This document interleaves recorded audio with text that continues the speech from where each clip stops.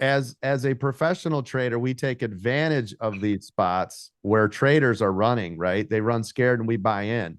So these breathe backs are great opportunities to add, to add, to add, right? And then if it doesn't go our way, we can still get out, get out, get out, right? Yeah, that's beautiful. You're right. And because think about it, because you were so far in the money, you were so far in the green, you could make other decisions without panicking. And that's what's cool about this, right? Yeah, I love that. I mean, listen, when you get really ridiculous, and I don't want to confuse anybody, but this is how nutty it can get, right? Say you bought a bunch here. It does this, it comes down, you're comfortable. Let's say you collected your 50% here, right? And then it comes down and it pulls back and you see it move up. You're still in these puts. And then I can get in these calls with the other 50%. And then I can take the money out and then I can go, hey, I'm going to add more puts. Like there's so much you can do because you've already collected. You've already taken the 50% of money.